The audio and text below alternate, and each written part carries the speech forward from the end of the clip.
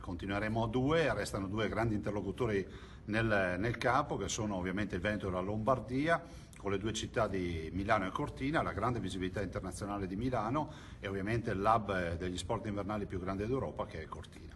Finisce così, dopo 15 ore di thriller puro sulla candidatura italiana alle Olimpiadi invernali del 2026.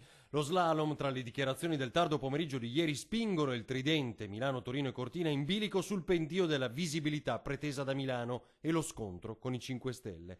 La notte non ha portato buoni consigli, come sperava il governatore intervenuto ieri a caldo durante la puntata di Ring, eppure il piano B era già pronto, Cortina e Milano insieme. Continuiamo con questo profilo, si costruisce un dossier con molta facilità, facendo un collage dei due dossier di base d'origine. Chiediamo a CONI e al governo di sostenere questa partita. Ma il sottosegretario Giorgetti, che sabato, proprio da Spresiano, aveva lasciato intendere come le tensioni politiche sulla candidatura italiana vi fossero, stronca gli entusiasmi in partenza. Se Lombardia e Veneto vogliono andare assieme, naturalmente se ne faranno carico direttamente loro, anche in termini di oneri, nel senso che nel caso della candidatura tridente, il governo, su un progetto che ci sembrava anche abbastanza contenuto nei costi, circa 370 milioni di euro, quindi diciamo così, poco più che le Universiadi, c'era il governo, c'era la garanzia del governo. Se Lombardia e Veneto vogliono andare avanti da sole, la garanzia del governo sui fondi non ci sarà, ma dovranno fornirla loro.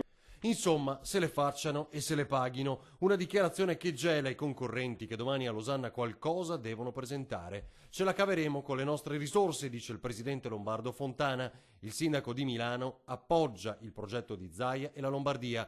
Peccato perdere un'occasione così, dice Salvini. Sembra ormai chiaro come forse l'obiettivo di Torino fosse quello di sfilarsi in pieno stile grillino, che preferisce evitare mega eventi del genere. Il CONI non ha avuto coraggio di scegliere per non scontentare nessuno, attacca infatti Di Maio, e quel se le paghino, che ripete anche lui, ha un po' il sapore montiano di un governo di tecnici che per poco coraggio rinuncia a una simile occasione per i nostri territori. Anzi, forse la parola chiave è un'altra: autonomia.